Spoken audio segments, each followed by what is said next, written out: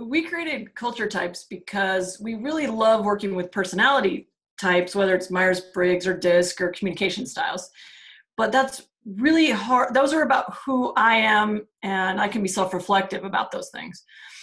But it's really hard for me anyway to wrap my head around, okay, I'm an ENTJ in the Myers-Briggs, but what does that mean about how I interact with the 15 other, well, I guess, or 16 personality types in my team? Because we're all embedded in a team, and it's how we behave in a team that's going to make or break an organization's success. So what we did, what Meg and I did, is we took all of that really great and deep research and information.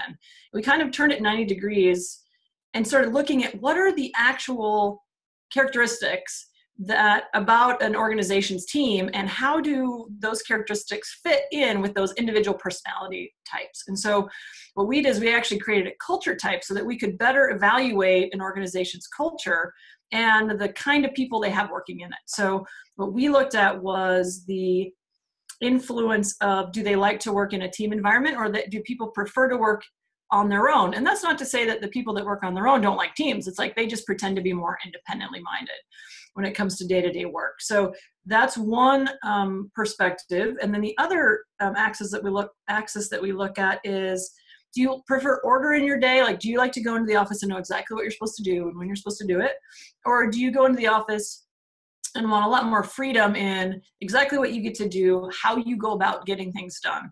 And so that's our other axis, is that sort of order to freedom, or what the order people would consider chaos, right? So, and when we look at those two axes, we actually create 4 different types. One is a fixer, which likes a lot of freedom in their day-to-day, but is very driven by a team. We have an independent who loves the chaos, but likes to work independently.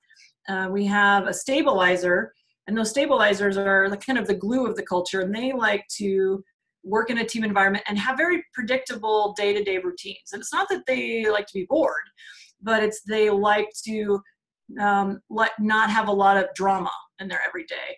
And then the last type is an organizer, excuse me, and they like working in a team environment. They like a lot of order in their team environment, but they don't mind working on their own. And so those people tend to like to create order out of chaos. And so that's our 4th kind. And so we take those 4 kinds, and everyone gets really worried about being one thing, right? Getting pigeonholed. Mostly the independents worry about that. But really it's just one aspect of how you like to work. And when we go into an organization, if we know that you're mostly stabilizers, well, that allows us to create a strategy around how we're going to create change, or how we're going to help solve problems for that organization. If we know that you have a lot of fixers, that's a totally different approach to the strategy around how you're going to do problem solving.